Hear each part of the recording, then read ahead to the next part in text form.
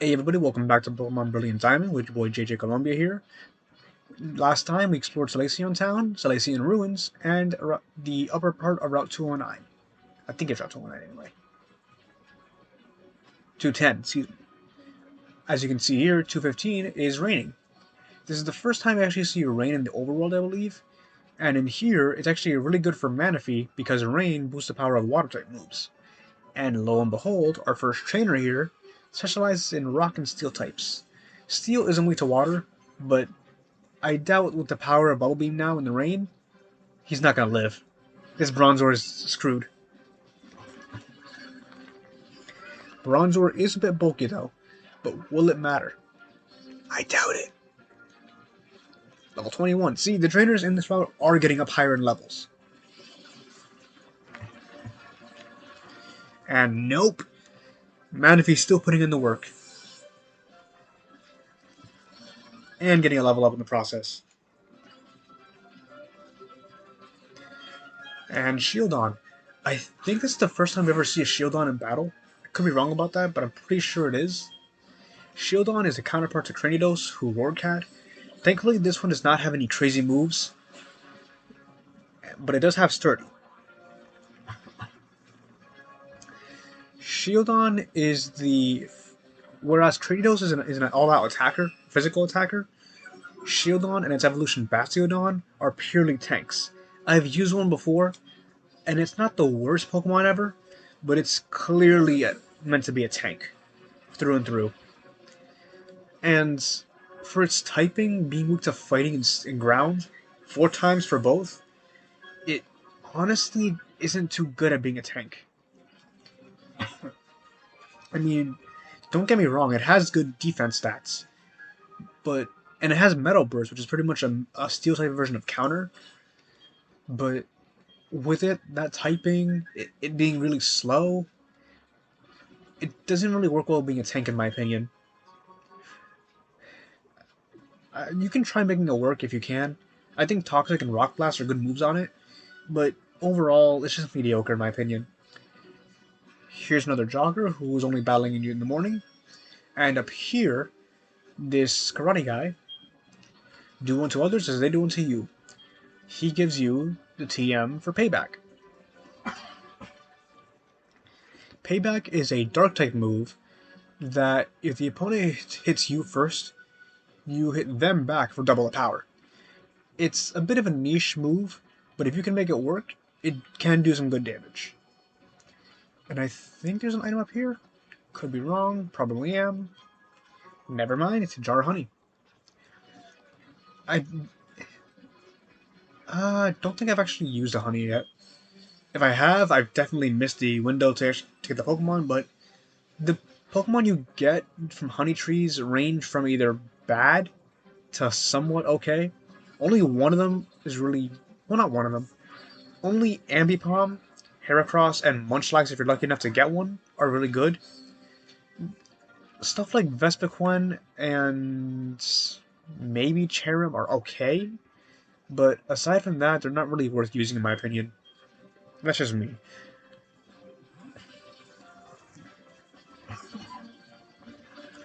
Honey trees are... You can actually get Wurmple from them, and obviously you can evolve Wurmple into either Beautifly or Dustox, which in this game do get Quiver Dance, which makes them usable, kind of. They're not bad, but overall they're just really not good Pokemon, which makes something that's coming late in the game really upsetting. But now, right now, Roselia wants to learn Giga Drain. A real step up from Absorb. Has way less PP, but going from 20 power to 75, definitely a step up. So yeah, with Roselia putting that much work in before with Absorb, with Giga Drain, she's going to be doing a lot more, which I really appreciate.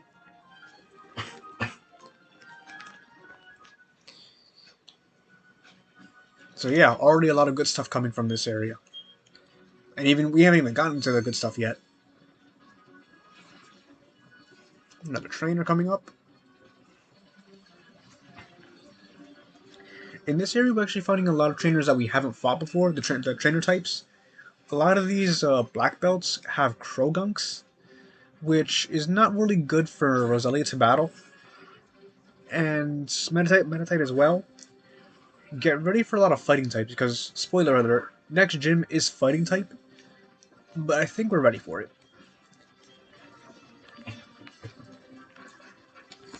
These Metatite also carry Feint, which, back in the old Diamond and Pearl, was pretty much useless for single player. What it does is that it breaks through Protect and Detect, making so it no longer works in that turn. Here, it still does damage immediately, and does break Protect as well, but it's not really too useful in single player at all. Even in competitive, I don't really see it used that often.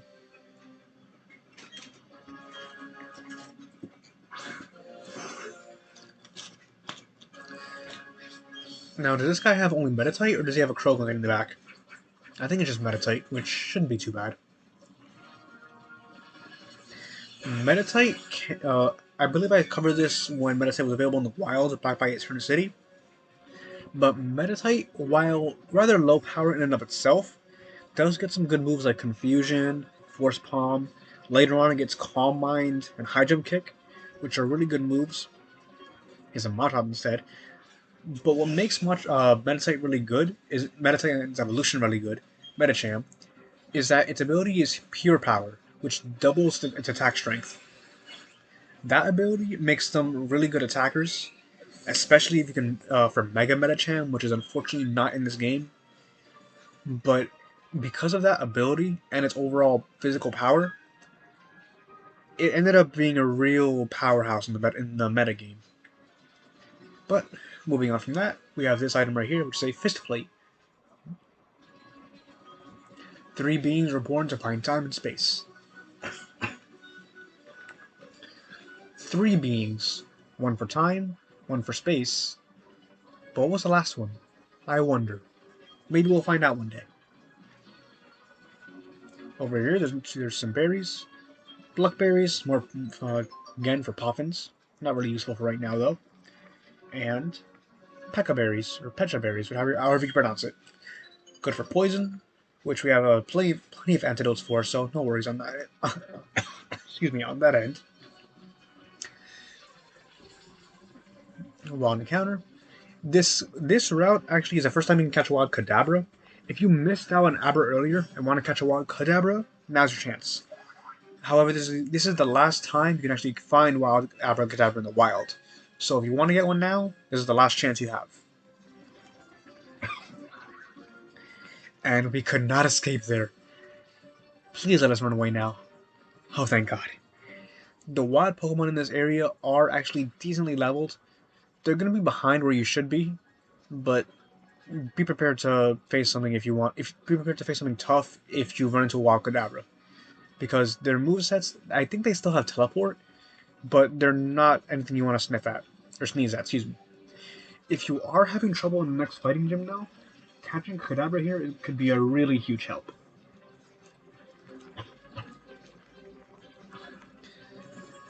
And of course, this guy has Krogunk as soon as I put Monferno in front. But you know what? Flameo's weakened in the rain. Ugh. But despite that, and having no effective attacks, let's try using Power Up Punch. If this thing has dry skin, Flameo could actually be a good move to use. Mud Slap. I was worried about this. There goes the accuracy. Yeah, Krogunk normally does get Mud Slap at a really early level, but I think at a little bit higher up it would get Mud Bomb, which is a lot stronger. But for some reason, Mud Bomb was removed from this game. I don't know why, but whatever. It is what it is. And it's weird that Mud Bomb was taken out because Mud Shot is in this game. And they turned that into a TM for Sword and Shield. Speaking of Sword and Shield, the TMs they put in that game were really weird, to me at least, personally. Like, Fire Spin, Whirlpool's a TM again.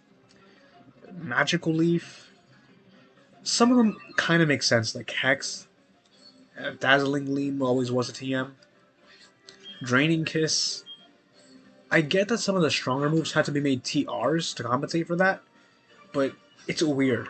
What do you guys think of that? Let me know in the comments because I really like to hear your opinions on the TMs of Sword and Shield. And I'm surprised I haven't missed that movie yet.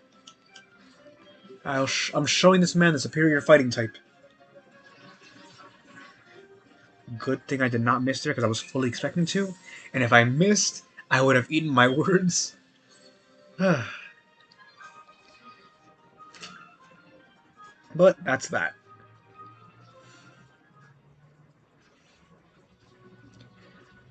And continuing on, in this route, I believe there's actually some good Pokemon in Platinum. There I go, bringing up Platinum again. I'm sorry I keep doing that, but I'm so used to Platinum because that's the game I played the most out of the Sinnoh games, and I just... It's not that I have any issue with these games, with them being Diamond and Pearl remakes, but as I said, I'm so used to Platinum that I'm expecting some stuff from that game.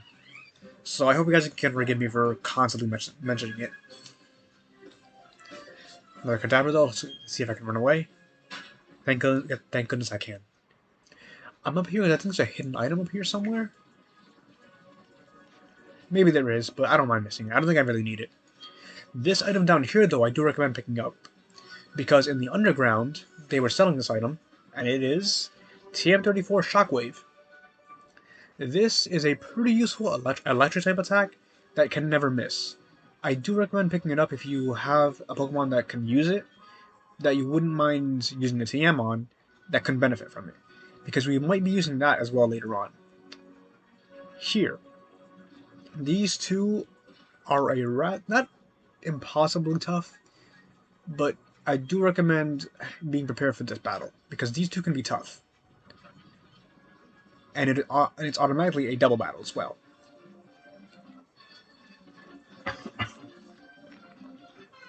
And the reason they're so tough, especially in Diamond and Pearl, is because I believe the male Ace Trainer here has a Monferno in this game. Okay. I guess that makes him a trainer of interest if the rival does not have Monferno. In the original Diamond and Pearl, I believe he has a Gyarados, which is insanely tough for this point in the game. But Monferno can be a major threat as well, because this one should also have Power Up Punch. The reason why I remember the guy having Gyarados is because that Gyarados gave me a lot of trouble when I had Diamond and Pearl, or Diamond, excuse me. And in Platinum, his team is massively different. But thankfully, we managed to make quick work of both the Pokemon for the first turn. And what do they have next? Because I believe they both have a team of 2 or 3. Kadabra. There it is. That's the Gyarados. And Intimidate. Monferno is definitely in trouble in this situation. The most out of both of them. But I'm going to keep him in. And I'm going to see how much Power Up Punch can do. I'm going to focus on this Kadabra for now. And yeah, Nightshade. It's going to do nothing. It did a little bit. Our attack goes back to normal. This is not going to KO, is it? No. Side Beam. Yep, big damage. Waterfall. Goodbye. Oh, Christ. Yeah, Gyarados being a heavy hitter with that kind of move? Yikes.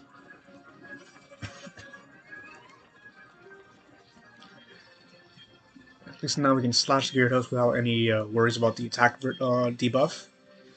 And I'll show off Thief. Why not? Finish off Kadabra.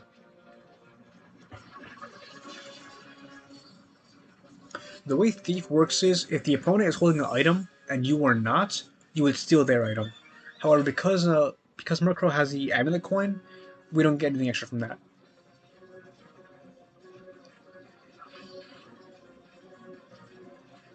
Oh, Ice Fang too.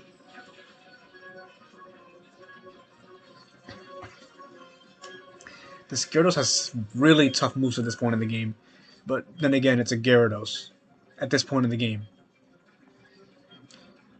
Uh, Thankfully, I think we won the battle here.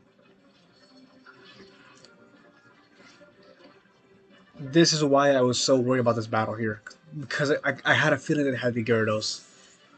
The misexperience that Monferno unfortunately doesn't get now, well, it's still the highest level member of my team right now. Not highest level, but it's still just leveling up, so it doesn't really matter too much. Taunt is a really good move for competitive, but I think we're sticking with the old moves for now.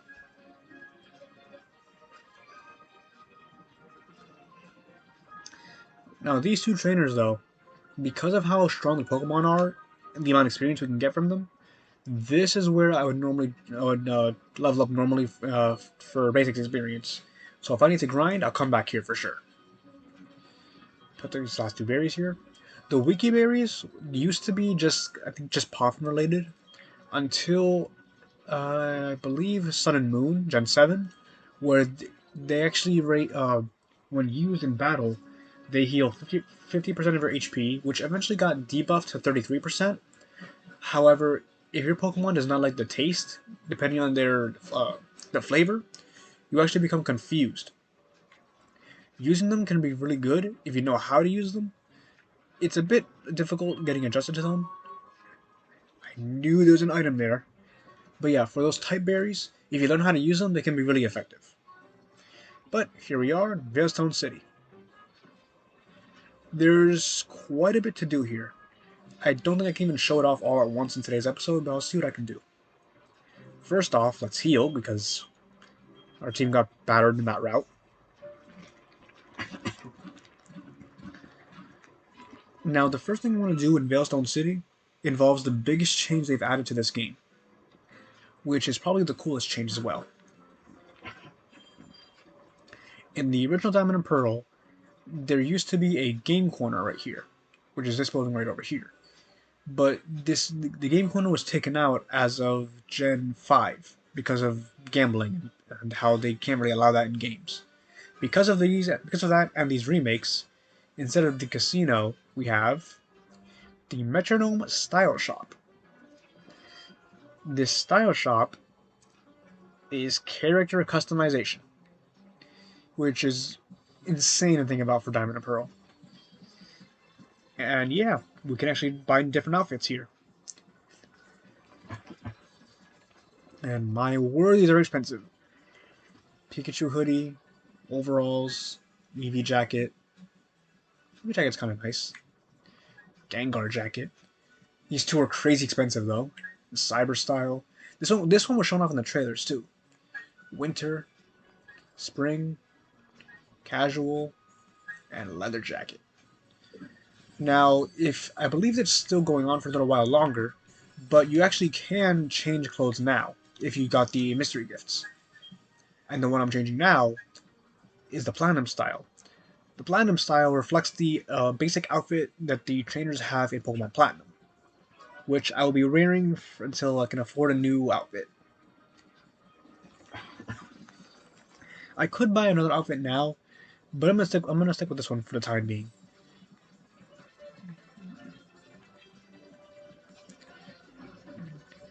Before I found out that there were different outfits, but I found out that you can wear the Platinum outfit in this game, I knew I was gonna stick with this one here.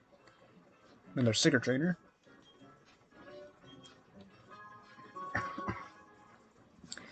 That's interesting. I didn't know they would give us this. The Metronome is the item I was talking about for Cricketune, where if I would give it to Cricketune when it still had Fury Cutter, it would increase in power with every usage. And because Fury Cutter already does that, those two bonuses do stack, which turns Fury Cutter into a crazy powerful move. But, oh well, I deleted it, so it is what it is. This area, though, is the Veilstone department store. Here you can buy a ton of stuff, especially stuff that you wouldn't even need at this point in the game. Hyper Potions, Max Potions, You can find nearby revives, stuff like full heals. Anything you need for the basic adventure, you can already get here in the first floor. I'll probably stock up on items, maybe off-screen. Here, the person in blue, they'll pretty much explain the entire area to you and what's on each floor. Second floor, they're giving away a Payback shop, which is a counter. This counter, I honestly don't know the usage of, because we already have the step counter. I guess you could use it for personal things that you can think of. I honestly don't know on top of my head, but maybe you can find some use for it. Up here are the vitamins. These vitamins are rather expensive, but what they do is they give you +1 in any specific stat. What's changed as of Sword and Shield is that you can actually buy 252 of each of these vitamins here, and give them all to Pokemon at once, fully raising their specific stat to the max. This is really good for competitive battlers or people who want to go ham in the battle tower. I probably won't be doing that, but if I ever decide to, I know where to get the vitamins at. They also have these for X items as well, but they're really more, personally from what I've seen, they're more just to kind of use up a turn to get a stat boost, or for solo runners. The other thing that these people in blue do, you can ask them what's recommended, and they can probably tell you various items that they recommend to you. I don't know if they change daily or they're just a random item, but hey, if you ever can't decide what to get, just talk to them. The third floor is TMs. Some of these TMs are different from the old game solely because the move that they replace is no longer in the game. TM27, for example, would normally be return, but here it's low sweep, which is not a bad fighting type move, but I don't think I'll really be using it. Bulldoze is a pretty good ground type move. It hits everything around it, even your partner in a double battle, but it lowers everything's speed as well, so it can be handy. I mentioned U-turn when talking about Volt Switch. It's a very good move that's a bug type attack that hits your opponent and then gives you the opportunity to switch out and send in another Pokemon in battle. Very handy for if you want to keep momentum. False Swipe is good for not competitive battlers, but for shiny hunters and the like of those. What it does is it will always leave your target with 1 HP. It's useful for catching Pokemon, but not really much else. Rest fully heals you and takes away any status conditions, but you go to sleep for 2 turns. Protect blocks any attack, rather simple. Safeguard prevents you from getting any status afflictions like poison, paralysis, sleep, etc. Reflect shields you from some physical damage, but for 5 to 8 for 5 to 8 turns. Very good move, but you have to plan around it. Same thing with Light Screen, which does the same thing for special attacks. Excuse me again, sorry, I'm a little bit sick, guys. I apologize for the coughing. TM90 Substitute is also a really good move. It uses some of your HP to make a dummy to block some attacks for you, but it can go away after taking a certain amount of hits, or one big hit. Endure leaves you with 1 HP, kind of like Sturdy, but it's a bit situational. You can buy some more workup TMs here. Sword Dance. A really useful move here. It raises your attack 2 stages, and you can get it super cheap. What the heck? I might consider picking this up. Double Team is honestly really cheap. It raises evasiveness so your opponent can't hit you, but it's not good for it's annoying for competitive. It's good for single player if you're having any trouble for battles, but I'm not going to use it at all. Flash, it can be used to illuminate caves for the area that are dark in the overworld, but it lowers accuracy as an attack move in battle. Useful for a field move, and I might buy one later on. But there should be one in Orberg Gate in the basement floor, so I'll skip it for now. And that's all. Now what do you have down here? More TMs. These are the stronger attacks down here. Fire Blast, Thunder, Blizzard, your basic core fire, ice, and electric moves that deal high damage, but have rather lower accuracy. Focus Blast, kind of the fighting type variant of that. You can buy Flamethrower, Thunderbolt, and Ice Beam now. Oh, Jesus. These are really good moves. Really good moves. Solar Beam. It's better if you have it when the sun is out. Like when sunny day is being used or there's this intense sun. It's strong, but it takes a turn to charge if you're not in the sun. Psychic you can buy now, Dazzling Gleam, Gyro Ball.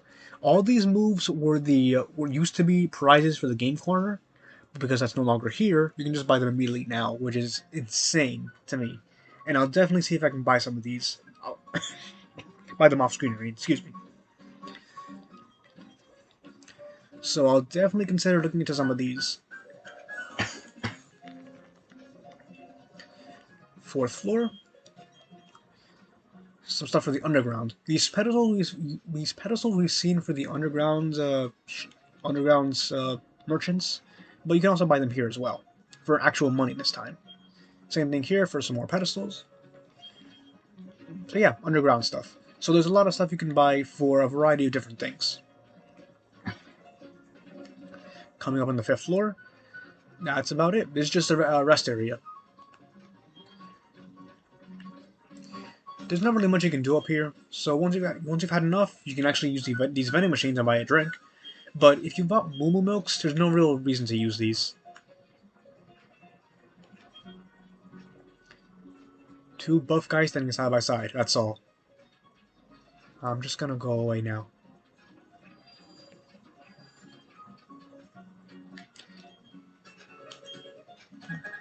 So yeah, that's all for the department store. There's a ton of useful stuff in here that I do recommend picking up, and I definitely will be picking up whenever I have the opportunity to off screen.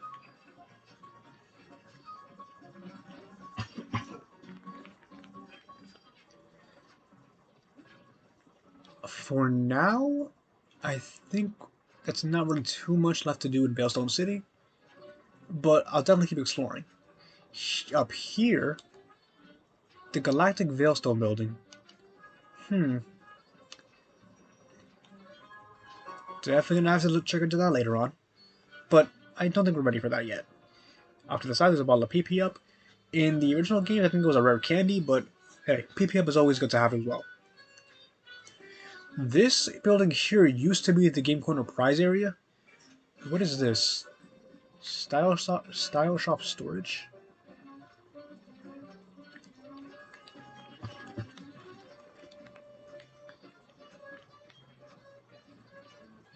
Nothing!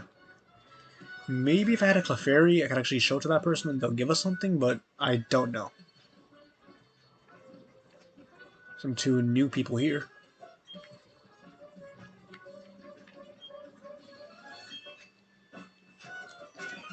Wide lens and probably zoom lens as well.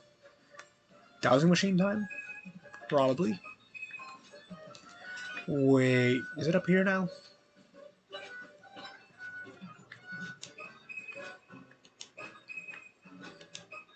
This is gonna drive me crazy. I'll probably do this off screen. If I find it, I'll probably put it into a... I'll squeeze it in somewhere. But for now, because the game point is no longer in this game, what does this clown give you? Because before, he would give you the coin case. Okay, he just mentions the gym. That is about it for Veilstone City for now, I think. And up here is the gym, and Dawn seems to be waiting for us. Tougher and tougher, yep. And that's all she has to say, I guess. Funny, because I was actually expecting something more, but I'm guessing it's only in Platinum. Which I keep bringing up. I think that's honestly it for now. This item up here, we need a rock climb for. However, we need a hidden move for it, and we don't have that hidden move yet. So, with that all being said and done, all that's left in Veilstone City is the gym. But I think we're going to hold off on that for now, and go explore some of the routes to the south. battle some of the trainers there, show off some other things I can show off, and maybe even head to the next city after that, because there is something there for us over there. So for now, I'm going to call it an episode for now, and I'll see you guys in the next episode. This has been JJ Colombia. Peace. I'll see you guys then.